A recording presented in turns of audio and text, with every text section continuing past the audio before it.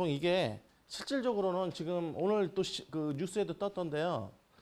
그 대한항공 호텔 짓는 거요. 예, 그 무슨 뭐 규제가 이제 뭐 요새 뭐 무더기 규제이기 때문에 그 풀린다 해서 아마 뭐 짓는다 뭐 이런 쪽으로 이제 해가지고 기사들이 썼는데, 근데 지금 그 이슈가 뭐냐면 그거는 지금 그 북촌 개발 사업하고 또 연결이 돼 있어서 그것하고 어떻게 이 규제가 그 한쪽 규제가 풀리면 또 한쪽 규제가 좀 가로막혀 있기 때문에 지금 이게 규제의 문제로 이렇게 자꾸 그 기사에서는 그렇게 나오고 있는데, 이게 원래는 그 옆에 있는 경복궁하고 그 앞에 있는 그 인사동, 그죠? 인사동하고 그 계속 그 공공재 있죠? 공공재 구역에 관한 관점으로 이게 원래는 접근해야 돼요. 근데 그러한 논리를 펼 수 있는 그런 근거라든지 아니면은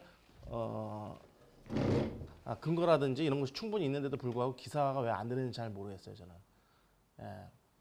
요즘 서울시에서는 그런 입장을 분명히 하고 있거든요. 그리고 서울시에서 지금 하고 있는 작업 중에 하나가 성곽 복원이라든지 그 사대문 사서문 같은 걸 다 복원을 하고 있어요.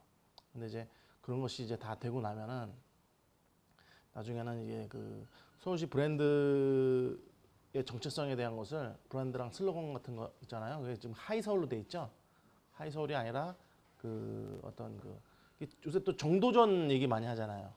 예, 그래서 꼭 요새는 또 정도전 얘기 끝나면은 뭐가 나와요? 어디 가보라고 하면서 뭐 이렇게 계속 소개가 되고 있더라고요. 예, 그 토요일 일요일마다 뭐 어디 저쪽 그 파주 위쪽 지역도 소개되고 뭐 단양 쪽도 소개되고 그러면서 연관된 게 소개돼 있는데, 결국은 이 한양 도성 자체가 정도전의 그 통치 이념, 유교적 통치 이념에 의해서 만들어진 그 성곽 도시잖아요. 그죠? 그래서 이제 사대문에다가 인이지 뭐 이런 그 유교의 이념과 도교의 이념을 갖다 붙여가지고 이렇게 하는 거니까요. 그래서 그게 되면 이제 그러니까 문화재에 대한 어떤 그 공공재적인 의식이 지금 그 관광재랑 어떻게 결합이 안 돼 있기 때문에 자꾸 기사도 그런 게 뜨는 것 같아요. 지금 결국 이제 뭐 관광진흥법이나 이런 데서 그 규제를 그 뭐 학교밖에 뭐 카지노나 뭐 카지노라든지 아니 뭐 하여튼 뭐 좀 유해 시설 같은 것만 없으면 뭐 짓게 해준다고 그렇게 얘기했는데, 이제 그거보다도 그 뭐랄까요, 깊게 생각해봐야 될 그런 가치가 있거든요. 거기는요. 왜냐하면 문화재라는 거는 우리가 알다시피 그 후손들한테 빌려온, 그 흔히들 그렇게 얘기를 하잖아요. 후손들한테 빌려온 하나의 그 같이 공유해야 될 어떤 그 재화잖아요. 자연재화하고 똑같이. 그래서 이제 그런 데에 대한 어떤 컨셉을 잡는 그런 논문들이 별로 없는 것 같아요. 그리고 그 부산 지역 논문 주신 분이 어느 분이시죠? 부산. 없으신가요? 부산 지역 그 논문이 이제 부산 지역의 그 관광 활성화를 그 호스피탈리티 서비스 정신하고 공공재로 해가지고 그걸 해야 된다 했는데, 거기에 대한 걸 좀 봤는데 이게 뭐 그 문제 제기가 좀 약간 그 프로젝트 보고서 같은 그런 느낌이 좀 들어요. 예, 좀 그래서 이제 약간 그분이 주장하시는 건 제가 보기에는 사회경제학적인 그러한 좀 그 입장에서 이게 보신 것 같아요. 예, 그러니까 이제 일반 이러한 우리가 콘크리트한 만져지는 그런 재화의 형태가 아니라 그러니까 하드웨어적인 재화 형태가 아니라 소프트웨어적인 그런 재화도 공공적인 어떤 그 재화로 봐야 된다는. 근데 뭐 그 주장은 맞기는 해요. 자, 그래서 저번 주에는 저희가 이 관광재의 경제적 성격과 특징 해가지고 한번 쭉 살펴봤고요. 예. 그래서 이제 뭐 공공재 보이세요? 예. 뭐 공공재랑 사유재의 특성을 갖고 같이 있는데, 보통 뭐라고 했습니까? 그때 그 공공재적인 특징이 더 많다고 그랬죠. 그죠? 제가 이렇게 이해하시면 돼요. 무슨 뭐 그 문화자원이라든지 아니면 그 자연자원 같은 경우는 이제 뭐 국립공원이라든지 경복궁 같은 데 보면 이게 다 공공재죠. 예, 그 주위에 그 뭐 숙박시설이라든지 뭐 이렇게 기념품 가게라든지, 그죠? 뭐 인사동 골목이라든지 이런 걸 다 얘기를 하는 거죠. 일본도 마찬가지죠. 그 제일 잘 돼 있는 데 보면은 이제 아카사쿠인가요? 그 절 있죠. 그 앞에 들어가는데 그 백몇십 개인가요? 하여튼 뭐 그 앞에 들어가는 그 기념품이랑 그 음식점 같은 게 굉장히 많죠. 예. 그런 식으로 이제 공공재와 사유재가 이렇게 얽혀져 있는데 그래서 이 관광법규에서는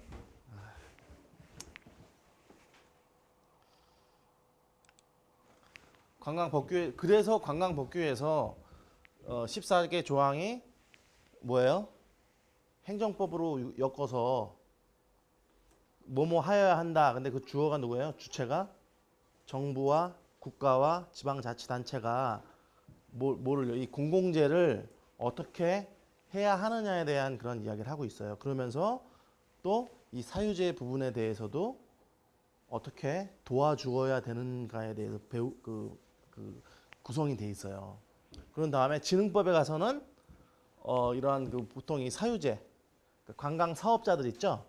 사업자들에 대한 규제하고 그러니까 규제 부분하고 그러니까 조성 그러니까 도와주는 부분 그 두 가지를 가지고 그 전문 84개조인가요 해가지고 뭐 삭제된 것 빼면 이제 80개 그 앞뒤로 왔다 갔다 거려요. 예, 그래서 그러니까 관광진흥법 시행령 시행규칙 해가지고 거기에 대한 그 이야기들이 다 다루고 있어요. 그러니까 허가라든지 등록이라든지 규제라든지 이런 이야기들이 이 그 진흥법의 그 어떤 그 법과 시행령과 시행규칙이 구조로서 점점 내려가면서 어떻게 된다고 했죠? 그 관광법에 있어서는 그래서 이 그 구체적인 어떤 실무적인 레벨까지도 그걸 갖다 다루고 있는 거예요. 그래서 관광법에서는 이 공공재와 사유재 이야기들에 대한 그 어떻게 법적으로 그리고 그 재원을 갖다가 국회에서 마련해서 어떻게 도와주는지 그리고 거기에 플러스해서 일반적인 어떤 그 재원뿐만 아니라 관광 기금 있죠, 기금. 예, 기금에 대한 어떤 그 사용을 어떻게 하는지에 대해서 다뤄지고 있는 거예요. 예. 자, 그래서 근데 이제 공공재의 특징이 뭔가요? 생산자가 그 이익을 갖다 취할 수 있나요? 그러니까 생산자랑 제3자로 볼 때 생산자와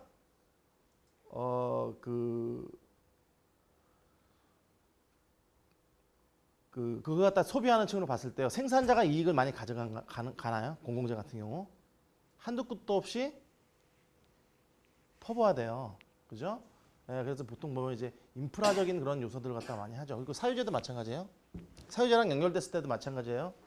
뭐 대명 리조트라든지 이런데 이렇게 리조트를 지면은 들어간 진입로라든지 이런 걸 갖다가 누가 닦아요? 그리고 사찰 같은 데 들어가는 그 입구 같은 거 길 누가 닦아줘요? 구청에서 닦거나 아니면 그 지역의 그 시도지사가 이렇게 닦아줘야 되잖아요. 그죠? 그런 인프라들. 근데 그 돈을 받나요? 안 받죠. 근데 이제 뭐 이런 그 외곽순환도로 같은 거는 어떻게 해요? 우리가? 그래서 이제 구간을 나눠가지고 지금 가격이 밑에는 싸고 위에는 비싼 이유를 아세요? 통행료가? 네? 위쪽은 이 국가에서도 할 때 너무 돈이 많이 들어가니까 그것을 민자를 끌어들여가지고 그죠? 그 수익형 얼마를 갖다가 니네들이 도로를 지면서 통행료를 언제까지 받아라 하면서 그걸 갖다 넘겨준 거잖아요. 네, 그러니까 그런 개념으로 이렇게 들어가야겠죠. 그래서 제가 면세점 얘기도 한 거잖아요. 요새 한참 그 얘기 나오죠. 400불에서 올리자고. 근데 이 관광법규에 대한 근데 면세점 그 영업 자체는 공공재적인 특징으로 물고 들어가야 돼요. 저희가 이해를 할 때. 해외여행 갔다 오는데 왜 그 면세점 상황이 당연한 듯이 여길까요? 아니잖아요. 그죠? 오히려 면세점, 그러니까 그 한국에서 그러니까 뭐 갔다 들어오는 거는 그거는 이제 뭐 다른 그런 요인에 의해서 이제 생각해 볼 수도 있겠지만 특히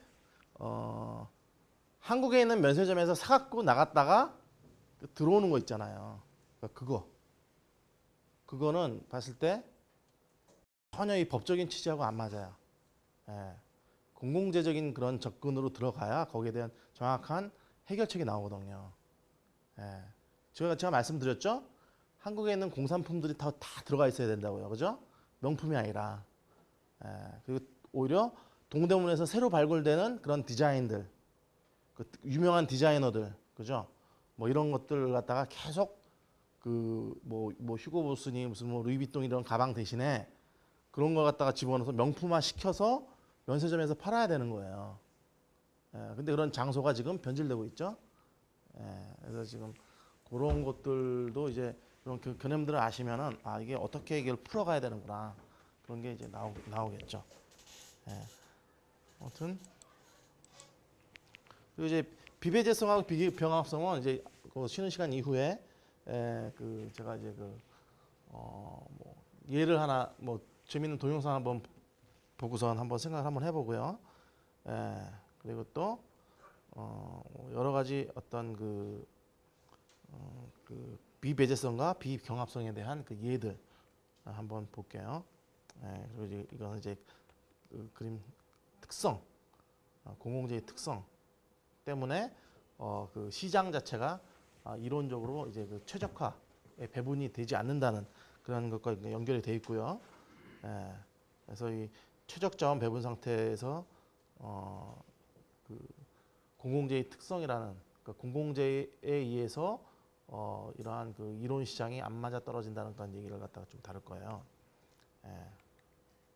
그리고 우등재, 복합재, 공급이 그러니까 수요에 대한 공급 탄력적, 그리고 수요의 가변성이 크다는 했고요. 그래서 이 사례 같은 것들이 여러 개 이렇게 나오죠. 알펜시아 이야기도 나오고, 그리고 국립공원이 한정된 수를 갖고 있다는 거, 그리고 해외 사례에도 런던 밀레니엄 돔이라든지, 독일이 하노버 엑스포라든지, 이거는 곧 뭘 얘기하냐면 이게 굉장히 이게 예측하기 힘들어요.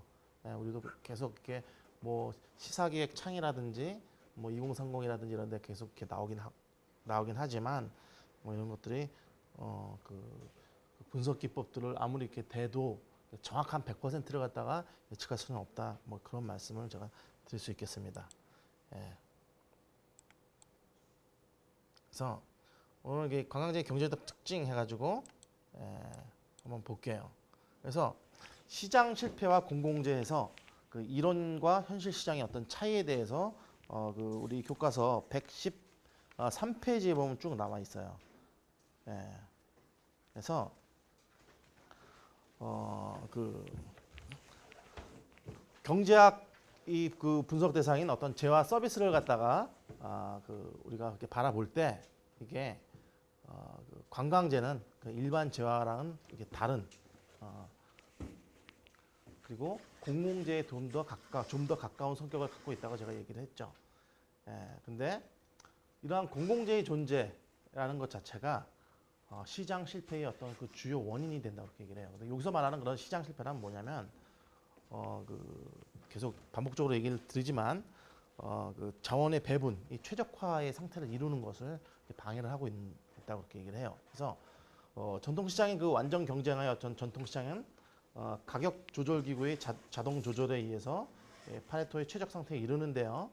근데 이거는 이제 이론적인 상태일 뿐이죠. 그래서 이거는 현실 시장에서 이제 불가능하다고 합니다. 근데 그 이유로는 그 공공재의 존재와 외부 효과의 발생, 그리고 그 유형과 불확실성, 그리고 독점, 독과점 이런 것들, 그리고 그 규모의 경제. 또 다른 말로는 이게 책에서는 뭐라고 얘기가 되어 있냐면은 그 수학 채증의 법칙이 없다 이런 말로 얘기를 해요. 그래서 114페이지 한번 보실래요? 이제 맨큐나 이런 그 학자들이 얘기를 하기를 7가지 그런 그 시장 실패의 그 그러니까 시장이 그 성공하려면은 그 완전 시장이 되려면은 있어야 되는 7가지 어떤 전제 조건을 얘기하고 있죠. 근데 그 이후에 뭐 독점자라든지 어떤 그 지식 정보의 불확실성, 그리고 그 규모의 경제, 그리고 소비자 정부의 비합리적 관행, 그리고 공공재, 외부 효과 이런 것들에 의해서 어떻게 해요? 지금 요 앞에 말한 일곱 가지 어떤 전제가 안 맞아 떨어진다는 것을 갖다가 이제 보여주고 있어요.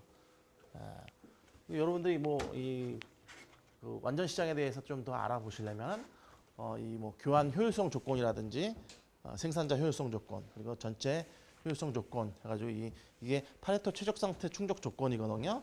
그래가지고 요거는 이제 여러분들이 요 책에 이렇게 보면은 밑에 요게 그 레퍼런스로 해가지고 그 뭐 마지널 레이트 오브 서브스티튜션 해가지고 MRS라든지 뭐 이런 내용이 나와요. 그래서 이게 한계 효용의 법칙하고 맨 처음에 보이는 그 1번 교환 효율성의 조건 있잖아요.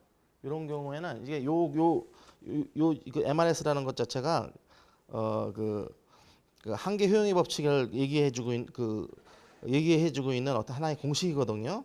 그래서 여기서 뭘 얘기하냐면은 이제 나중에 이제 그 무차별 곡선 해가지고 개인이 자기가 갖고 있는 돈이 있잖아요. 돈으로 살 수 있는 어떤 그 재화를 X, Y 축에서 이제 보여주고 있는 거거든요. 근데 이거는 여러분들이 그 네이버 같은 데 잠깐 검색해 보면 블로그에 그런 그 경제에 대한 그런 이야기들이 가장 쉬운 말로 이렇게 떠 있어요. 그거 보시면은 이게 그냥 어떤 이야기, 뭐에 대해서 얘기하고 있구나라는 것 정도만 아시면 될 거예요. 근데 간단히 말해서 뭐냐면 교환 효율성이라는 것 자체는 내가 저 사람하고 뭔가 바꿀 때 최적의 상태로 이거 갖다가 교환함으로 인해서 어떤 배분 효과가 있어야 되는 거고 생산자도 생산을 하는 데 있어서 어때요? 어떤 그 생산의 그 요소들이 그 마지널 레이트 자체가 그러니까 서로 이게 대치할 수 있는 것 자체가 똑같아야 된다는 거죠. 서로 이게 그러니까 생산 요소 자체가 엇비슷해가지고 이게 뭐랄까요, 한쪽이 더 치우침이 없는 그런 상태를 얘기해요. 그리고 이제 그 전체 효율성도 이게 같은 개념이거든요. 그래서 그것을 이 밑에 있는 그런 그 공식으로서 이제 풀어낸 거죠. 그래서 결국은 이제 그 XY 축에 대한 XY 축에 대한 어떤 그 함수로서 이것을 갖다 이제 풀어내는 그런 공식이고요. 그러니까 여러분들 그냥 요거를 갖다 이제 우리가 이제 공공재와 시장 실패에 대해 포커스를 맞춰가지고 이렇게 더 보시면 될 거예요. 괜히 뭐 이런 것들 더 신경 쓰지 마시고요. 그래서 근데 이 시장 실패, 즉 이 합리적 배분이 일어나지 않는 이유가 무엇인지 했을 때 아까도 말씀드렸다시피 독점 불가서부터 시작해가지고 규모 경제의 그 부재까지 이러한 전제 조건이 필요한데 이런 전제 조건들을 갖다가 그러니까 성립되지 않게 하는 그런 조건들이 많이 있다는 거죠. 그래서 맨 처음으로 보면은 자 볼까요? 시장에서 독점이 불가능하대요. 불가능해야 어때요? 완전 시장이 성립을 할 수 있는데 실질적으로는 어때요? 지금 독점이 있죠. 그죠? 근데 이러한 독점이라는 것 자체는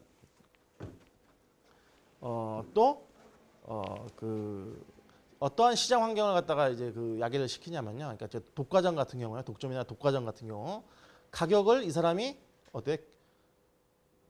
자기가 조절할 수 있잖아요. 근데 원래는 뭐예요? 자율적인 어떤 자동 조절 기구에서 조절이 돼야 되는데 이게 독점이면은 자기 혼자 그걸 조정할 수 있고, 그죠? 그럼 아까 얘기했던 그 파레토 최적의 법칙에 그게 안 맞아 떨어지는 거죠. 그래서 또 이제 가격 담합 같은 경우는 이제 과점 시장, 독과점 시장의 경우에 또 그런 형태를 또 보일 수 있고요. 자, 그리고 시장 안에서 어떤 정보의 제한이 없어야 된대요. 그러니까 뭐냐면 이러한 그 수급자가 확실한 정보와 완전한 지식을 갖고 행동해야 된다. 그러니까 모든 정보를 갖다가 다 갖고 있어야 된다. 이렇게 얘기하는 거죠. 근데 실질적으로는 어때요? 인터넷 환경이 있음에도 불구하고 가격 정보라든지 상품 구매 시 어떠한 그 정보 같은 것이 굉장히 지금 아직까지는 다 이게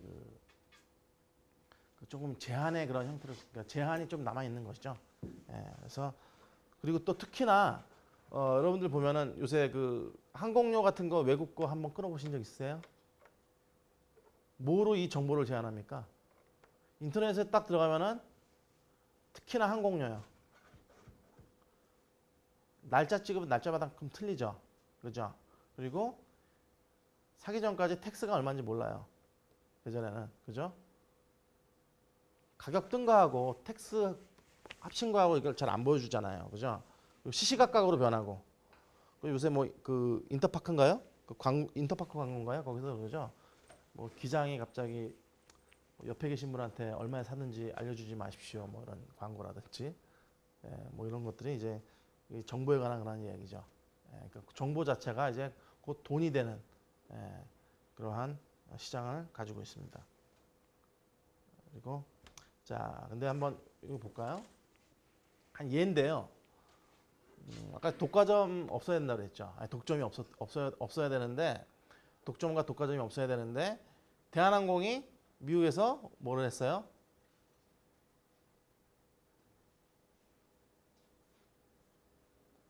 담합행위를 하다가 걸렸어요. 그래서 지금 이 담합행위 자체는 굉장히 지금 그 뭐라 그럴까요? 한국 사람들은 그 좀 이런 개념이 좀 뭐라 아니 뭐 좀 얘기하기 참 거북한데 지금 어느 정도냐면 이러한 담합행위를 하지 말라는 그 교육기관까지 생겼어요. 아, 교육기관이라 해야 되나? 그 정부에서 이걸 갖다가 지도하는 그러한 그런 과정까지 만들어 가지고 특별 교육을 시켜요. 근데 저 담합 잘못하면은 외국은 어떻게 되면 형사 사건이 돼서 구치장을 가요. 그러니까 감옥을 간다고요. 근데 그리고 또 이제 상상도 할 수 없을 만큼의 그냥 벌금이 떨어지고요.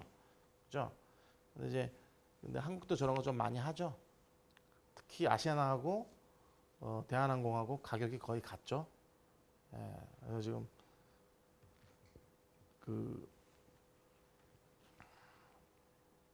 저런 것이 하나의 그 문제점으로 좀 남아 있고요.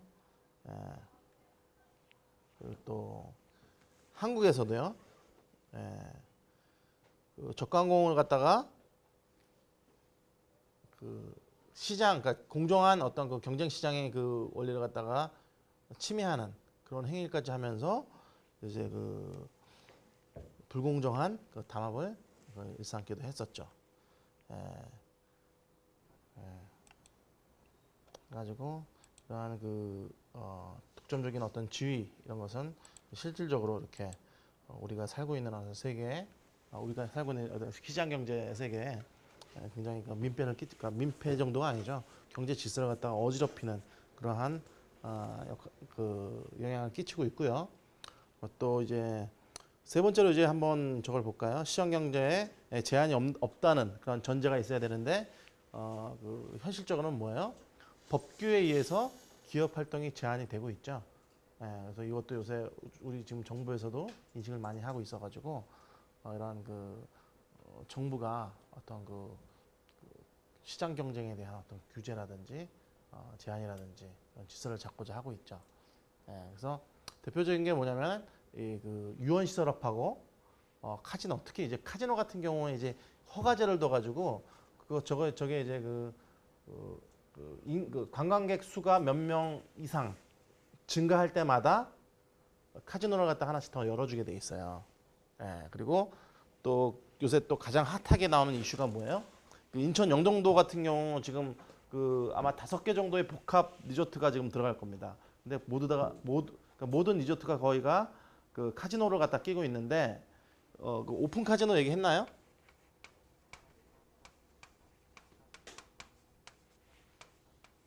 오픈 카지노요. 평창이 아니라 어디죠? 강원랜드 있죠. 강원랜드가 오픈 카지노예요. 그러니까 내국인이 들어갈 수 있는 거예요.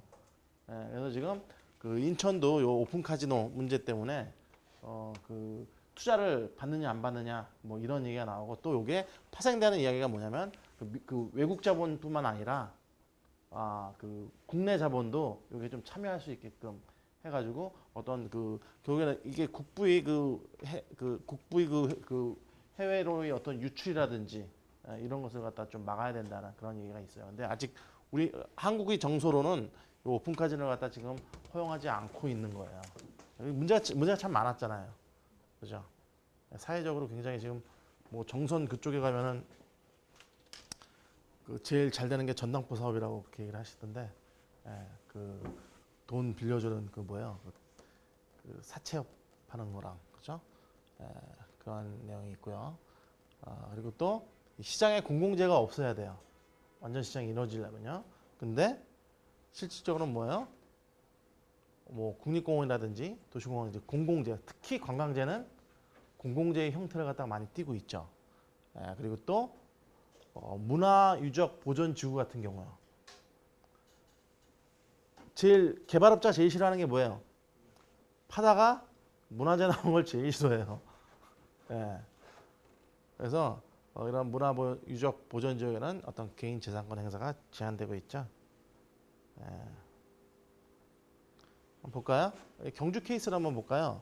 예. 경주에서 예전에 그 시가지 문화재 보호로 이제 슬럼화가 됐다는 그런 그 기사가 한번 난 적이 있었는데, 예전에 10년 전에 경주 중심가에 살던 주민 수가 10만 명이었대요. 예, 근데 3만 명이 신흥주거지로 옮겨갔어요. 근데 그 예시까지가 문화재 보호구역으로 묶어가지고 뭐 중개축이 힘들고 막 이렇대요. 예, 그래서 그 예시가지 부동산 가치가 절반 수준으로 떨어졌고 신흥주거지는 값이 엄청 급등을 했어요. 그래서 그 10만 명 중에 3만 명이 이동을 했고 남아있는 7만 명이 입은 손해가 1조 원 정도를 입었다고 그래요. 예. 그래서 이게 자유시장 경쟁 논리에 맞지 않는 어떤 케이스인 거죠. 예. 그래서 이러한 그 역사, 문화 도시 만들기 뭐 이런 거라든지 공공기관 같은 거 이렇게 들어올 때 이런 부동산에 대해서 해박하고 그런 사람들은 굉장히 그 자기가 팔 때와 떠날 때를 갖다 기가 막히게 알고 떠나죠. 근데 이제 남아가지고 손해를 입는 사람들도 있기 마련입니다. 지금 저기는 그런 얘기가 나죠. 효자동 쪽은 그 청와대 주변이라 중축이 그 올라가는 게 불가능하죠. 예. 그랬다가 거기는 오히려 요새 중국 관광객이 많이 생김으로 인해서 지금 어떻게 되고 있나요? 그쪽 그 중국 그 자본들이 들어와가지고 지금 땅을 사고 있어요. 집을 사고. 그래가지고 그게 좀 이렇게 올라가는 케이스긴 하죠. 오히려 어떤 그 관광 지구이기 때문에, 그죠? 예. 근데 이제 아무튼 이런 그 문화재 지역이라든지 어떤 개발 제한 기구, 그 지역 이런 쪽은 어떤 이런 규제에 의해서 자기 재산권 행사가 불가한 그 좀 이렇게 좀 손해를 보는 그러한 경우도 있습니다. 그리고 이게 다섯 번째의 어떤 전제 조건이죠. 이 시장 내에서의 어떤 그 외부 효과가 없어야 그 자원의 최적적인 배분, 곧 파레토의 최적 법칙, 완전 시장 경제가 이루어지는데. 시장 경제 행위에 있어서 당사자가 아닌 사람들 간의 상호 의존성이 없어야 된다고 얘기하고 있어요. 이 말이 무슨 말인가요?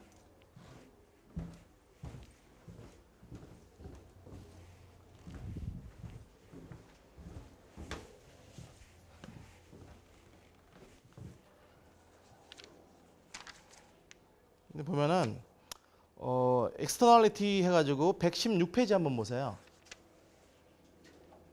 예. 그럼 이제 외부 효과에 대한 그 개념이 나와요. 그래서 이제 근데 이 외부 효과라는 것 자체가 이제 뭐 예를 들어서 이제 책에서는 이제 공해라는 그런 측면을 들어주고 있는데, 그 산업단지에서 그들이 열심히 생산재를 만들어요. 근데 이렇게 공해가 막 발생을 해요. 막 화학 공장이라든지 옛날에 뭐 불산 유출돼 가지고 막 엄청나게 또 그 어디죠? 거기 그 불산 유출된대요. 한 2년 전인가? 1년 전인가? 그죠? 지방 도시에서 한번 그런 적 있었죠. 그런 것들이 하나의 외부 효과죠. 공해라든지 아니면 뭐 폐수를 갖다 흘린다든지. 그죠? 근데 그런 외부 효과가 마이너스적인 요소만 있는 것이 아니라 플러스적인 요소도 있어요. 예를 들어서 과수원 옆에서 양봉업자가 있어요. 양봉업자는 과수원에 벌들이 날아가가지고 꿀 얻죠. 그럼 과수원업자는 뭐예요? 와가지고 이렇게 수분을 시켜주니까 오히려 이익이죠. 이렇게 서로 간에 플러스가 되는 그런 외부 효과도 있어요. 그래서 그것을 117페이지에 보면은 중간 밑에 보면은 그 외부 효과를 갖다가 네 가지로 또 분류해 놨죠. 이거 이제 브로드웨이라는 그런 학자가 이거를 분류해 놨어요. 그리고 핸던이라는 사람도 그 자기 책에 이것을 분류를 해가지고 이렇게 해놨죠. 그래서 첫 번째는 프로듀서, 그러니까 프로듀서 발음이 잘 안 되네. 그 생산자가 생산자에게 끼치는 외부 효과 해가지고 프로듀서 투 프로듀서 엑스터널리티, 그죠? 그리고 생산자가 소비자들한테 끼치는 외부 효과에서 프로듀서 투 컨슈머 엑스터널리티, 그리고 소비자의 생산자에 대한 외부 효과, 그리고 또 소비자에 대한 외부 효과 해가지고 컨슈머 투 프로듀서 엑스터널리티, 컨슈머 투 컨슈머 엑스터널리티 해가지고 네 가지로 또 세분해가지고 이렇게 바라보는 경우도 있습니다. 근데 여기서 이 책에서는 또 분류해낸 게 외부 효과와 공공재를 또 편익에 대한 그런 관점으로 또 쳐다보고 있어요. 그래서 그것도 옆에 보면은 그 다음 페이지에 오시면은 외부 효과와 공공재의 차이점 해가지고 외부 효과 같은 경우는 어때요? 생산자의 편익이 더 큰가요? 그 제3자, 그 상호 의존, 그러니까 그 거래 당사자가 아닌 그 제3자를 말하는 거예요. 그 제3자의 편익이 더 큰가요? 아까 공공재는 어떻다고 했어요? 생산자의 이익보다 제3자의 이익이 더 크다고 그랬죠. 근데 이 외부 효과는 생산자의 편익이 더 커요. 아니면 제3자에게 돌아가는 그 불편함이 더 많다고 이렇게 얘기를 할 수도 있겠죠. 마이너스적인 요소가 있으면은. 그죠? 그럼 이제 한번 예를 들어서 한번 쭉 한번 볼까요? 프로듀서 투 프로듀서를 한번 볼까요? 과수원 옆에 위치한 양봉업자의 벌 때문에 과수원 과일 꽃이 수분이 잘 되고 열매가 실하게 열리고 그래서 수확이 늘어나게 되는 효과. 그죠? 그러면 이제 생산자가 소비자에게 끼치는 외부 효과는 어떻게 볼까요? 농부가 갖고 오는 농촌 경관이 여행자들에게 주는 효과를 얘기하죠. 그리고 이거는 뭐예요? 경관을 보고 사람이 정서적으로 플러스적인 어떤 그 편익을 얻게 되는 거죠. 근데 또 반대로 여기 그 마이너스적인 요소를 또 얘기를 하고 있는데요. 염색 공장이 상수원을 갖다가 오염시켜서 제3자들이 오염된 식수를 먹게 되는 그런 경우를 얘기하고요. 그리고 또 이제 그 소비자가 이 생산자한테 끼치는 그런 경우도 있어요. 외부 효과를요. 자, 일반 소비자들이 휴일날 고속도로를 갖다 너무 많이 이용해요. 그렇기 때문에 그 경부고속도로를 이용하는 그 생산자들이 납품 기한을 막 맞춰가지고 막 밤에도 가야 되고 낮에도 가야 되는데 차가 막혀가지고 그 생산에 차질이 생기는 거예요. 그 수급에. 그런 경우가 이런 경우가 되겠고요. 그 다음에 이제 소비자가 소비자한테 영향을 미친 경우는 뭐냐면 어디 그 관광지에 갔는데 타 관광객들의 그 어떤 그 소란에 의해서 다른 상관없는 소비자들이 어떤 그 정서적으로 굉장히 불쾌한 그런 기분을 느끼게 한다든지 이런 것이 이제 그 소비자가 소비자에게 끼치는 그런 익스터널리티가 되겠죠. 그리고 플러스적인 요소는 뭐예요? 어떤 자기가 정원을 갖다가 굉장히 잘 가꿨어요. 그리고 집을 이쁘게 꾸며놔서 사람들이 그 앞을 지나면서 굉장히 즐거움을 느낀다든지 이런 것도 나의 그 소비자가 소비자에게 끼치는 그 외부 효과로 우리가 볼 수 있겠죠. 그래서 이러한 외부 효과가 없어야 되는데 없어야 자원의 추적적인 그 부분이 일어나면서 또 이 그 완전 시장이 되는데 지금 현실에서는 그렇지 않다는 거죠. 예. 그래서 거기에 대한 그 이야기를 지금 하고 있는 거고요. 예를 들어보면은 뭐 이런 아까도 얘기했죠. 갯벌이라든지 이런 이런 농촌의 경관, 그죠? 농촌의 경관이라든지 해녀를 갖다 이렇게 보는 것들, 이런 것이 뭐예요? 그 생산자가 소비자한테 그 끼치는 하나의 외부 효과가 되겠죠. 이런 그 풍광들을 보면서 하나의 그 관광 자원으로서 여길 수 있으면요, 그죠? 그냥 그 대교의 그 야경이라든지 뭐 금문교를 본다든지, 그죠? 부산인가요? 네? 그죠?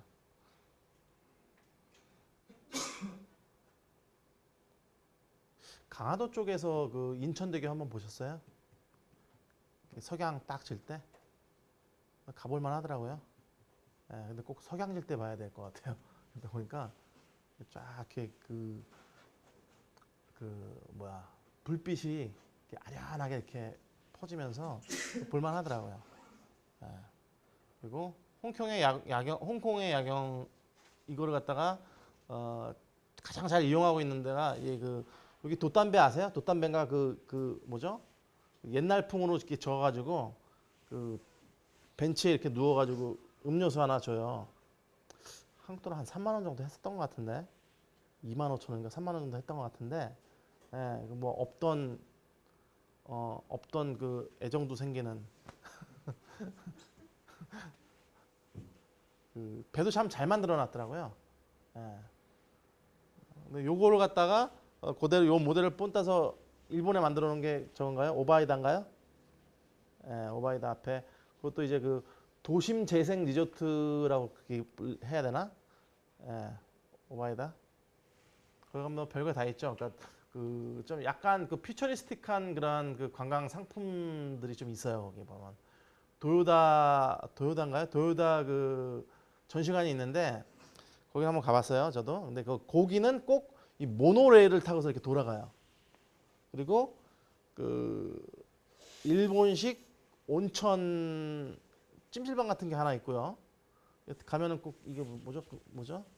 기모노가 아니라 그게 뭐예요? 그 남자들 입는 게. 예, 그거 하나씩 주고 거기 력관이라 가지고 그것도 하고 있고 각종 하여튼 한국의 찜질방보다 좀 더 독특해요. 예, 온갖 게 다 있고 또 남코 아세요? 남코? 그 여러분들 다 옛날에 그 500원짜리 하나 넣어놓고 그 F1 한 번씩 다 해보셨을 거 아니에요. 예, 거기서 만든 그 테마파크가 있어요. 예, 근데 거기 보면은 뭔가 기구를 타고선 그 전자오락도 아니고 하여튼 좀 뭐랄까 디즈니 워드나 이런 어디에요? 또 하나 뭐죠? 아니요. 그 영화사에서 만든 거 있잖아요. 갑자기 생각이 안 나네. 네? 유니버설 스튜디오요. 유니버설 스튜디오하고 또 아일랜드 오브 어드벤처인가요? 그거는 이제 그냥 타가지고 이렇게 탄 상태에서 가잖아요. 근데 여기는 제가 봤더니 이건 좁기는 한데 무슨 스노우보드 타듯이 이렇게 매달려 가지고 이렇게 왔다 갔다 하면서 어떤 제가 보기에는 그 전자 오락하는 그 화면 안에서 자기가 하는 듯한 느낌을 갖고 있는 거예요. 그러니까 우리가 보면은 요새 왜 팔잖아요. 요만한 거 팔아가지고 뭐 이렇게 야구 배트도 들고 이렇게 치고 막 이러는 거, 그죠? 전자 오락을 끊은 지가 오래돼가지고 제가 하여튼 그 온몸을 활용해서 할 수 있는 그런 테마파크가 있어요. 예, 근데 이게 그 유니버설 스튜디오랑 이 영화 그 4D 있죠. 예, 4D 영화. 그걸 갖다 어떻게 적절히 섞어 놓으면서 그 되게 좁은 그 오바이다에 그게 있어요. 남코 회사인가 그럴 거야 아마 그게. 예. 제가 지금 마지막으로 거기서 한 오락이 마지막으로 한 오락인데 그 500엔짜리 몇 개 두 개를 집어넣나? 하나 집어넣나? 그래서 이 뭐죠? 음식 볶는 그런 오락이 있더라고요. 그래서 이게 잘 볶으면 볶을수록 오래 해요. 막 이러면서 막 이렇게 뭐가 막 탁탁 튀어 올랐다가 하여튼 희한한 게 있어요 여기만. 예, 그것도 있고 또 뭐야 그 도요타 그 전시관에는 여태까지 도요타가 만들어 놓은 그 차들하고 이제 클래식한 거 있으면서 그 자기네들이 그 만들어 놓은 그 레일카를 갖다 타고 다니면서 이 전시관을 봐요. 예, 그런 게 있고 하여튼 그게 이제 그 리조트 시간에 아마 그게 아마 다뤄지는 그런 내용이었었는데 그게 그 부도심 재생을 하는데 이제 관광, 테크놀로지, 또 문화 그리고 도심 재발 개혁, 도심 재발 그런 도심 개발 사업 해가지고 아마 건담도 거기 있을 거예요. 건담 뭐 이런 그 건담 그 프라모델 그 크게 만들어가지고 건담 박물관도 있는 걸로 기억을 하고 있는데 아무튼 그런 식으로 해가지고 그 여러 가지 그 사람들 갖다가 그게 끌어들이는 그런 그 효과를 갖다가 그 톡톡히 보고 있더라고요. 예. 그래서 한번 그 검색을 한번 해서 보세요. 예. 이제 제가 뭐 홍콩 얘기하다가 그 오바이다 얘기가 나왔는데 또 이제 앞으로 그 한국 같은 경우 지금 강남권에서 다시금 도심 재개발을 할 때 모델이 되지 않을까라는 생각을 하고 있어요. 그래서 어느 정도냐면 지금 신도림 쪽도 예전에는 공구상가에서 지금 뭐요 IT 테크노로 바뀌었죠. 예, 그런 것처럼 그러니까 그런 그 부도심권 재생 사업 보면서 이제 근데 이제 신도림 쪽 같은 경우 이제 IT나 패션 해가지고 아울렛 요 두 가지를 묶어서 갔죠. 예, 이제 아마 강남권에서는 지금 어떻게 나중에 한 20년, 30년 후에 개발을 해야 될 거 아니에요. 다시 재개발을. 그렇죠. 그런 걸 보여줄 것 같아요. 예. 그리고 이런 그 야경 같은 것들 이런 것들이 외부 효과 일종의 외부 효과죠. 이거는 이제 포항 제철로 인해서 바다의 오염 같은 걸 좀 마이너스 효과고요. 아까 봤던 이런 것도 이게 정의 효과를 얘기하는 거 있는 거죠. 예. 그래서 보여주고 있고 이것도 마이너스 효과를 얘기하고 있죠. 예. 진정한 마이너스적인 외부 효과는 뭐예요? 역시 그 일본의 후쿠시마죠.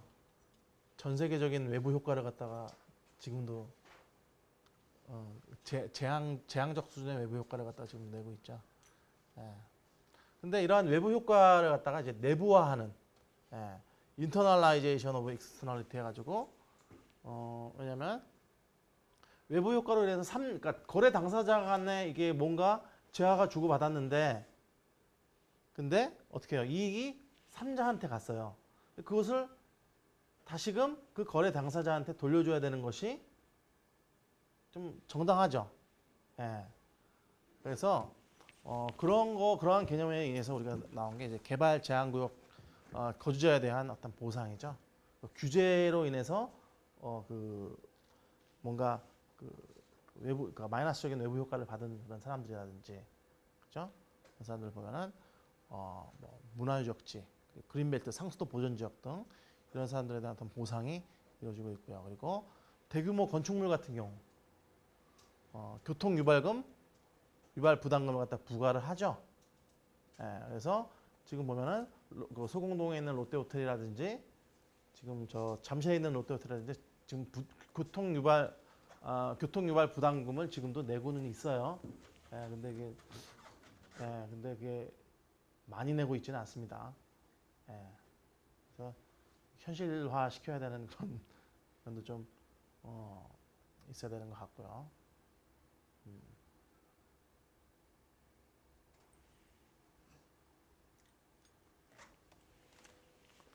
그래서 이러한 그 외부 효과의 내부 효과가 왜 필요하냐? 그것은 그 거래 당사자의 어떤 불만을 최소화시키고 이 전체 경제 규모가 증가하고 또 활성화되는 그런 효과를 갖다 볼 수가 있어요. 이 내부화를 통해서요. 그래서 그 지금 그 양평이라든지 이쪽을 가면은 그쪽 부분은 상수도 보호지구로 해가지고 뭐가 묶여 있어요. 뭐 소 한 마리도 제대로 못 묶일 거야 아마. 근데 거기는 그 정부에서 이거 살 때나 뭐 이렇게 뭐야 수용을 할 때 굉장히 좀 보상을 많이 더 쳐주죠. 예. 그래서 이제 거래라든지 이런 것이 좀 이렇게 자유롭지가 못하죠. 뭐 거기다가 뭘 짓거나 이렇게 하는 거를. 예. 자,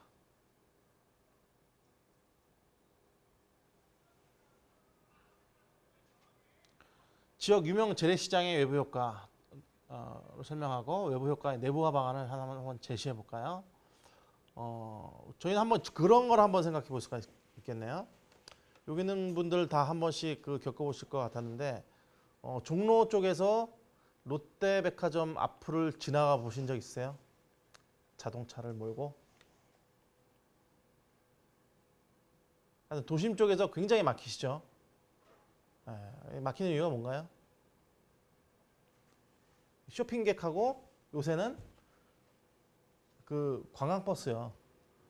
한 차로를 다 막고 있잖아요. 그죠? 그리고 청와대 쪽 가면은 그 청운초등학교 아니 청운초등학교 아니죠? 청운중학교 쪽 위쪽으로 해가지고 저쪽 그 어디야? 그 윤동주 그 12가 어딘지 아세요?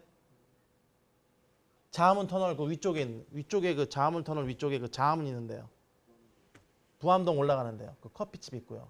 거기까지 쭉 서 있어요. 예. 그래서 그쪽 사람들은 이제 지나다니기가 굉장히 불편하죠. 예. 근데 이제 이런 식으로 이제 그러한 어떤 아니면은 그러니까 재래시장 같은 경우 외부 효과는 보통 주차 문제죠. 주차 문제. 그렇죠? 예. 그래서 이런 것을 갖다 어떻게 내부화를 할 것인지. 예. 뭐 이런 방안들. 근데 특히 요새는 그 서울 시내에 점점 중국인들 많아지고 중국 관광객들 많아지고 이 뭐랄까요 그 관광 버스들이 그래서 그 주차를 할 장소가 없어가지고 어떻게 보면 이제 막 코너까지 다 서 있어가지고 이제 사고로까지 이어지고 막 그래요. 근데 요새는 그 맨 처음에는 이게 좀 늘어날 때는 그래도 좀 이렇게 딱지 뜯는 것도 봐주고 그랬는데 지금 아예 딱지 값을 준다면서요. 여행사에서 하루치 딱지 값 주고 아무데나 세워라. 그리고 예, 타고 이거를 갖다가 자유롭게 한다고 그렇게 하더라고요. 버스는 견인 못 하잖아요. 그렇죠? 예, 현실적인 못 하죠. 그거 어떻게 끌고 가요? 버스 견인되는 거 봤어요? 근데 견인업소에서 그거를 할 수 있는 게 없잖아요. 그죠? 특수한 차가 와야 되니까. 저도 저번 주에 한번 견인이 돼가지고 앞에 세워도 된다고 그러더라고요. 어디 연구소를 지금 뭐 인원 회의를 갔었는데 근데 다행히도 견인만 됐어요. 예, 견인만 돼가지고 거주자 이렇게 써 있는 데다 이렇게 놨더니 그렇게 되더라고요. 아무튼 이게 왜 외부 효과를 내부화하는 거라고 제가 설명드렸죠?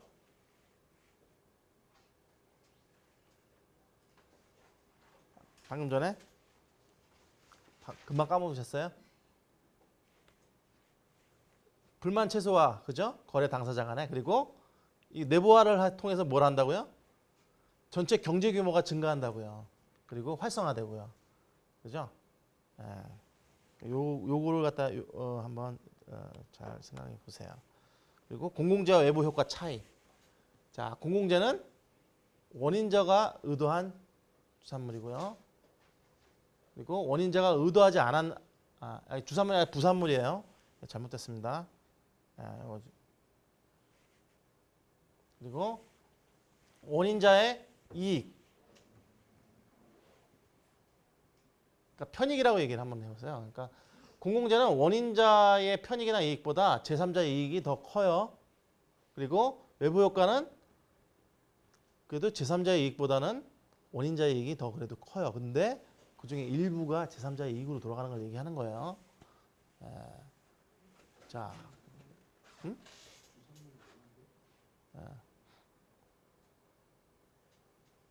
주산물로 되어 있어요? 예. 예, 그리고요. 공공재는 국립공원, 해수욕장, 예, 해수욕장 이런 것들이 예, 보통 그 사례로 들을 수가 있고요. 예, 하도 제가 이게 오타가 많아서 이렇게 봤어요. 그래서 착각했습니다. 예, 그리고 여기도 잘라주세요. 예. 이 파트도 자르시면 돼요. 예. 그리고 코엑스, 킨텍스, 멕스코 인근 숙박시설 뭐 이런 것들이 보통 그러니까 인근 숙박시설에 대해서 무슨 외부 효과죠? 플러스적인 외부 효과예요? 마이너스적인 외부 효과예요? 플러스적인 외부 효과죠? 예, 뭐 이런 걸 볼 수 있고요. 그래서 공공재는 편익을 생산하는 원인자에게 돌아가는 이익보다 제3자에게 공짜로 돌아가는 편익이 더 크면서도 어때요? 원인자가 주도적으로 생산해야 하는 그런 모순이 있어요. 예, 그래서 그렇기 때문에 공공재의 공급이 주로 공공 부분에서 담당을 해야 한다고 이렇게 돼 있어요. 그래서 여러분들 요거는 다 갖고 계시죠. 합리적 선택 이론에 의한 관광 정책의 분석. 그래서 오늘 요 설명 들으신 다음에 요 사유재로서의 관광 자원 그리고 공공재로서의 관광 자원 하고 요 합리적인 선택 이론의 한계 해서 한번 쭉 읽어보시기 바래요. 같이 같은 그런 개념하에서 이렇게 엮어지는 이야기들이 여기 나오거든요. 예.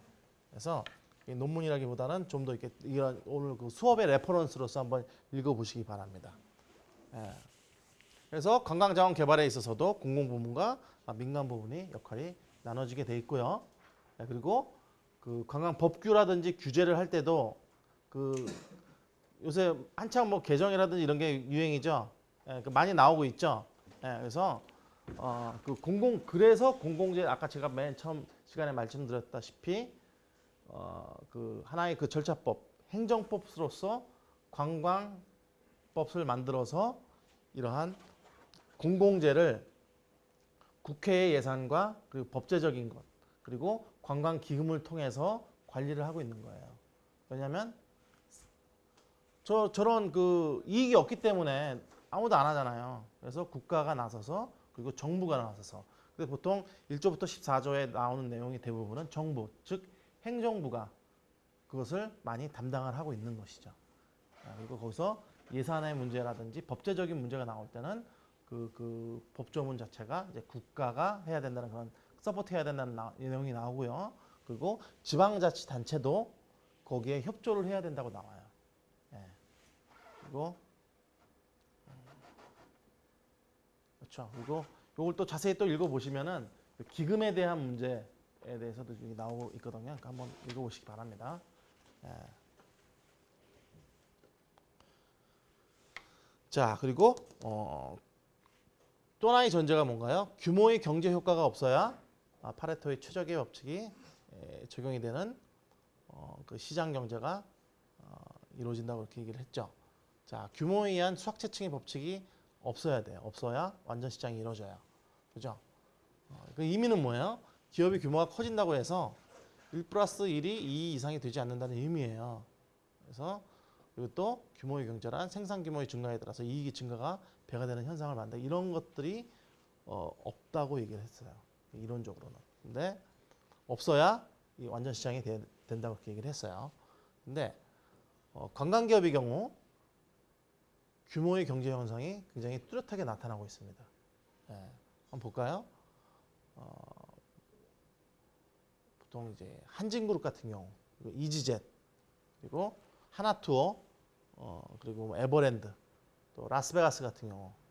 라스베가스 같은 경우는 지금 거기 라스베가스에서 그 개발을 담당하고 있는 그 카지노 그 회사가 지금 어디까지 진출했나요? 마카오까지 가 있죠. 그래서 지금 마카오가 돈을 엄청 버는 게 아니에요. 라스베가스에 있는 그 기업 팀들이 가서 마카오와 같이 벌고 있는 거죠. 그죠? 예. 아주 거기에 대한 논문이 제가 하나 있긴 한데 나중에 저거 되면 한번 보여드릴게요. 그래서 거기는 이제 투자에 대한 이야기 그런 게 좀 나오고 있는데, 그래서 한번 예를 볼까요? 항공모은 대한항공, 그죠? 그리고 대한항공 그 항공 부분하고 또 해운 부분, 그리고 로지스틱 부분, 그죠? 그리고 뭐 칼호텔이라든지 한진관광이라든지 정보통신, 비영리 법인 부분 이렇게 해가지고 그 규모의 그 경지를 갖다 이루고 있는 것이 현실적으로 지금 나타나고 있고요. 어디예요? 이지젯이죠. 이지젯뿐만 아니라 또 대한항공도 진에어 하고 있죠. 예. 그리고 또 지금 저번 때 말씀드린 것 같은데 대명인가요? 대명 콘도인가요? 그 비발디 있는데요. 예, 거기도 지금 그 저가항공사하고 지금 협약을 했죠. 근데 그 궁극적으로는 그 사람들이 지금 뭘 하려고 그래요? 저가항공사 하나 인수를 해서 발리나 이런 동남아 쪽에 그 대명 콘도를 갖다 세워서 어떻게 해요? 회원권을 프리미엄으로 해서 더 팔려고 지금 그러고 있는 것 같아요. 예. 왜냐하면 지금 포화 상태잖아요. 여러분들 그 네이버라든지 아니면 다음이라든지 이렇게 뒤져보시면 요새 1,000만 원 이하로 콘도 회원권 사죠. 900 얼마인가요 요새? 그리고 30일이 아니라 15일짜리인가 뭐 일주일짜리인가 해가지고 그게 가격이 많이 떨어졌잖아요. 근데 이제 대한민국에 있는 대명 콘도 관련된 데는 다 한 5, 6년이면 다 가보나요? 예. 다 가보잖아요. 그죠? 그게 평생회원권이죠. 그죠? 예. 20년인가요? 예. 그래서 근데 여기 대명에서는 그것을 갖다 한번 분석을 해봤어요. 자기네 그 회사가 더 클 수 있는 게 뭔지. 그랬더니 일단 저가 항공사를 통해서 실어 나올 수 있는 어떤 뭔가를 갖다가 확보를 하고 그 국외에도 대명 콘도를 갖다 지음으로 인해서 전 세계적인 어떤 그 콘도 회원권 제도를 갖다가 만들면 되지 않나라는 것이 이제 관광공사 뉴스레터에 이제 작년 뉴스레터나 올해 초 1월 거를 보면 그런 기사들이 많이 떠요. 예. 아무튼요, 이지젯은 뭐 여러 가지 것을 하죠. 예. 저는 이제 이지젯 근데 불편해서 못 쓰겠더라고요. 저는 이게 그 영국에서 이제 뭐 어디야 스페인 가고 뭐 어디 갈 때 한번 이용을 해봤는데 얘들이 그 항공료가 아니라 그 뭐죠? 공항 이용료를 갖다가 비싼 데를 안 써요. 예, 그리고 이게 한 3개월, 6개월 전에 사야 진짜 싸지. 한 달 전 뭐 해가지고 차가 끊기는 시간이나 차가 아예 새벽에 없는 시간에 싸고 이게 차가 연결되는 시간에는 그렇게 차이가 많이 안 나더라고요. 예. 엄청나게 많죠. 이지젯, 그리고 이지 인터넷 카페, 이지카, 또 이지밸류, 이지머니, 이지시네마, 이지버스, 예. 이지호텔, 예. 이지포메. 이지포메는 뭔지 모르겠어요 제가. 예. 뭐 이지피자까지 있네요. 예. 그래가지고 완전히. 근데 저는 이제 그 이지카를 한번 또 이용해 봤는데 굉장히 스트릭해요. 그리고 거기 가서 그 전화기 사용도 안 돼가지고 지금. 그리고 이제 굉장히 여기는 굉장히 스틴지하게 그러니까 버젯이라고 해야 되나? 혹시 버젯 렌트카 아세요? 굉장히 싸죠. 미국에서 굉장히 뭐 싼값에 뭐 이렇게 하고 있는 버젯 호텔이라든지 뭐 이런 게 되는데 그거의 한 10배는 더 스틴지한 것 같아요. 제가 보기엔. 우리나라 그 다마스 알아요? 다마스 같은 거나 아니면 봉고차 있잖아요. 봉고차 양문을 열어놓고 거기가 사무소예요. 그 공공 주차장에다가 그거를 딱 갖다 놓고 거기서 한 사람이 무전기랑 이런 거 가지고 하고 만약에 무슨 문제가 생겨가지고 여기 회사 그 중앙하고 전화를 할래도 저기 있는 공중전화 쓰라고 그래요. 못 쓰게 해요. 그리고 요구하는 그런 서류 같은 것도 엄청나게 많아가지고 디파짓 날리게 하고. 예. 확실히 그래가지고 그때 막 열받아가지고 그때 한 12만 원인가 15만 원인가 날리고선 바로 내셔널카 가가지고 차를 빌려가지고 갔던 생각이 나네요. 아무튼 근데 뭐 엄청나게 이게 큰 회사 중에 하나예요. 근데 뭐 이제 가격 전략으로 가가지고 이제 규모를 갖다 엄청나게 늘린 거죠. 가격 전략 얘기하니까 이제 얘기 나오는데 그 노키아도 그랬죠. 노키아가 성공한 이유가 뭐였어요? 그 유럽에서 15파운드짜리 싼 전화기였거든요.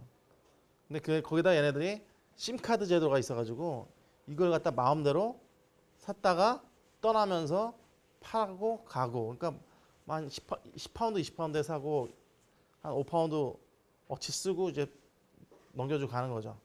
그래서 예전에 그 노키아 거 이렇게 바로 된 거 있죠. 그때 굉장히 잘 나갔죠. 근데 이제 스마트폰 생기고 그 다음부터 시장 판도가 바뀌어가지고 그래서 그 여러분들 국내에서는 받는지 안 받는지 모르겠지만 삼성도 그런 걸 많이 만들어서 팔았어요. 예, 바 형태의 삼성 그 폰을 유럽 쪽에서 미국하고요. 예. 근데 이제 결국 이제 이지 요런 데는 이제 그 가격대에 굉장히 규모가 많은 거예요. 그러니까 소비하는 규모가 굉장히 많은 거예요. 그 사람들이. 예, 싸게.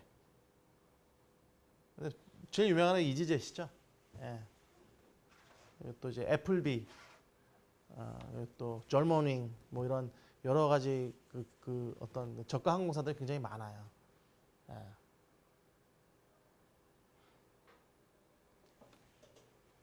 이제 버스 같은 경우는 이제 메가버스 알아요? 메가버스라고 있거든요. 유럽 쪽 가면은 거기도 이제 이런 식으로 운영을 하죠. 근데 이제 거기도 이제 그러니까 1파운드예요. 1유로나. 예, 그 대신 가방 몇 개 더 들고 가면 돈을 점점 더 내고. 예. 그래서 보통 여기 그 유럽 쪽 가는 사람들 그 학생들이 버스를 타고 이제 그 유럽 여행을 많이 다니죠. 근데 그 다닐만 해요. 예, 버스 잘 돼 있고 척추만 건강하면 앉아서 이렇게 자고 가면서 예, 아무튼요. 하나 투어도 굉장히 많이 컸죠. 그래서 여러 가지 뭐 유학원부터 시작해서 하나 골프 그리고 뭐 그 수학여행 시장 그죠?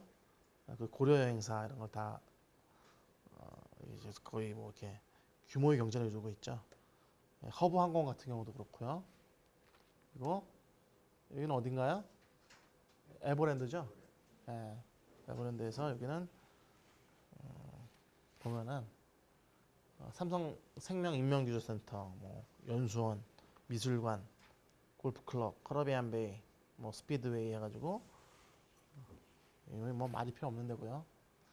예, 규모의 경제를 이루고 있는 데가 굉장히 많아요. 이게 어디죠? 그죠? 라스베가스 같은 경우도요. 예.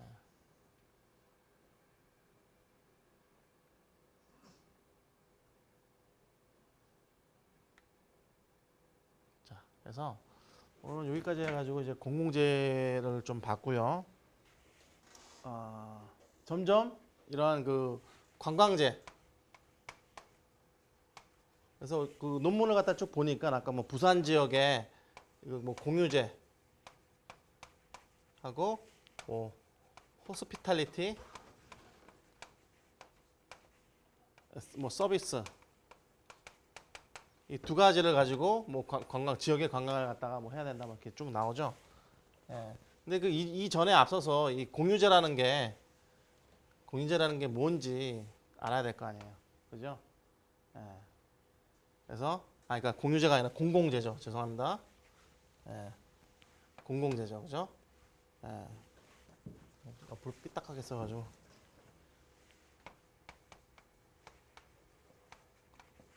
그래서 이제 이게 뭐 비배제성하고 비경합성이라고 그렇게 얘기를 했는데 이게 딱 나눠지기가 딱 쉬운가요? 그러니까 책에서도 밝혔듯이 이게 국가마다 장소마다 그 시대의 법마다 다 틀려요. 그래서 이런 게 관광재로서의 공공재, 그러니까 아니면 관광공공재 이런 것들이 지금 그 한국 법상에서 어떤 식으로 이게 그 스트럭처가 비배제성, 그러니까 어떤 성격 이거 말고 또 다른 성격을 또 가질 수도 있겠죠. 예, 어떤 상황에서는 어떻고, 그러니까 이런 것들을 갖다 이제 컨셉추얼 논문으로 쓸 수 있어도 이게 좀 이렇게 굉장히 좀 가치가 있는 논문이 되겠죠. 예. 우리가 이제 평상시에 가장 헷갈리는 거 공인이잖아요. 그죠? 이거 재화가 아니라요. 그죠? 재화가 아니라 공인이라는 얘기 하죠. 연예인이 공인인가요?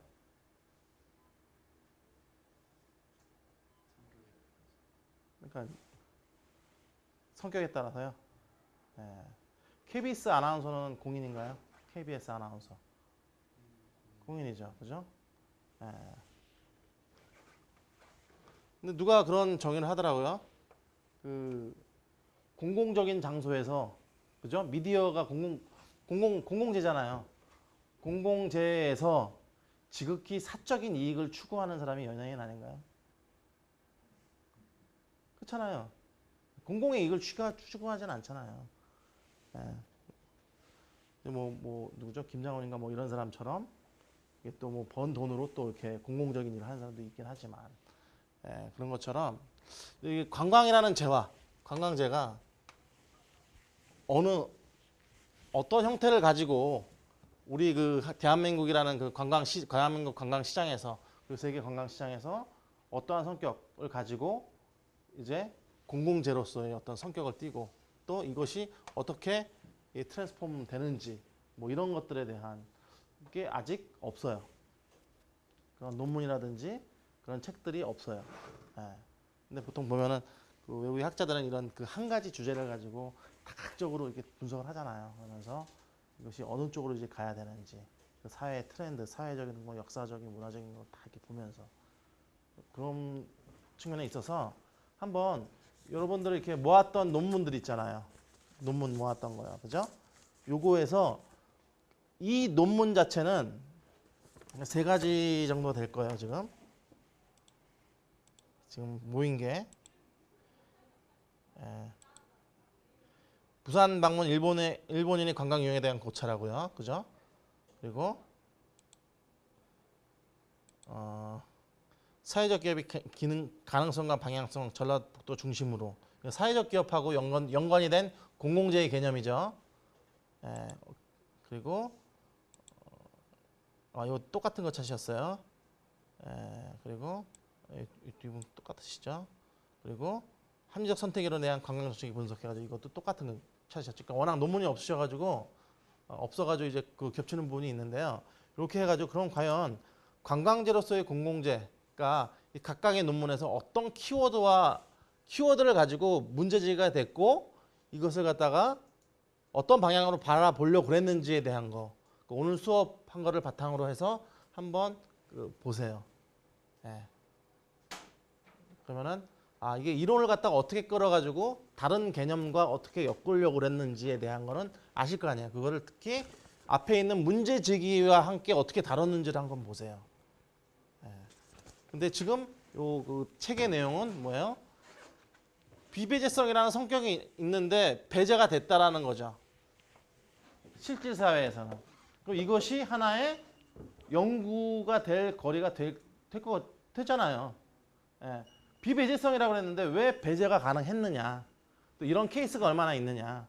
그리고 또 제가 아까 얘기했듯이 지금 한국에서 벌어지고 있는 건 뭐예요? 관광재, 문화재. 문화재도 이제 공공재의 성격을 띠죠. 이 스트럭처하고 이 스트럭처가 어떻게 틀린지 알 수 있잖아요. 우리가 또. 그러니까 한번 연구해 볼 수 있잖아요. 얘기가 뭐냐면 갑자기 내가 뭐 그 전제를 얘기 안 하고 이렇게 쭉 나왔는데 자, 관광재, 문화재 다 공공재죠. 근데 그러니까 문화재이자 관광재이잖아요. 저쪽 그 경복궁 같은 경우요. 예. 근데 그 경복궁 옆에 그 사유재로서의 어떤 그 한옥 호텔 뭐 몇 층짜리 짓는다고 그렇게 왔어요. 대한항공에서. 그죠? 그 미대사관 그 숙소였잖아요, 그게. 삼성 거였다 이렇게 뭐 여러 역사가 있는데, 그러면은 문화재나 관광재로서의 어떤 그 지역이 공공지구잖아요. 공공지구 안에, 그죠?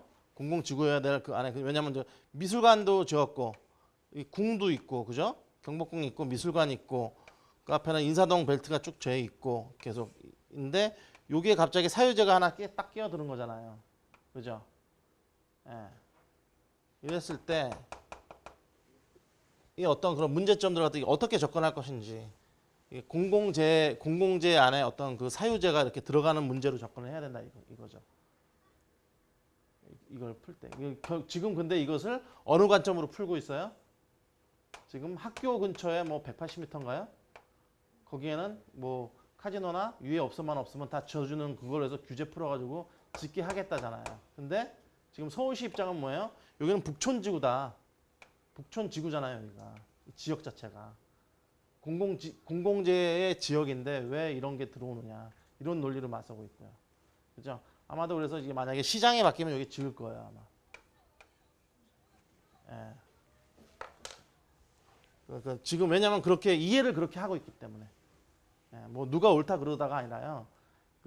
이걸 바라보는 그 컨셉 자체가 공공재나 공공재화, 그러니까 그 관광재나 문화재에 대한 어떤 그 공공재로서의 어떤 가치라든지 성격이라든지 특성이라는 걸 갖다가 이해를 못 하고 있어요. 예. 왜냐하면 그러한 논문도 없고 그런 이론을 갖다가 해서 쓴 것도 없고 그렇기 때문에 이론적으로 논문을 만약에 여러분들이 쓰신다면 뭐가 돼요? 프랙티컬 컨트리뷰션이 굉장히 많은 논문이 되겠죠. 그죠? 예. 왜 예전에 그 마가렛 대처도 그 누구예요? 하이에컨가 누구의 그 신자유주의를 갖다 할 때도 그 사람의 그 이론을 바탕으로 해가지고 국가의 정책을 이뤘잖아요. 저는 이러한 그 어떤 탄탄한 솔리드한 이런 그 경제적인 그 재화에 대한 이해가 있어야 이게 어떤 제대로 된 정책과 규제 그리고 법을 만들 수 있잖아요. 그걸 갖다 뒷받침하는 논문을 만드는 게 이제 박사를 하고 그쪽 분야에 연구를 하시는 분들이 몫인 거죠. 예. 오늘 수업은 여기까지 할게요. 예. 그래서 한번 읽어보세요. 가셔가지고 그러니까 다 안 읽으셔도 그 앞에 업스트랙만 읽고 공공재하고 이 공공재라는 그런 그 키워드가 어느 것과 맞물려서 문제 제기가 됐는지, 그 맨 마지막에 뭘 얘기하고 있는지 한번 요 세 가지죠 지금. 네, 세 가지를 갖다 한번 읽어보세요. 네.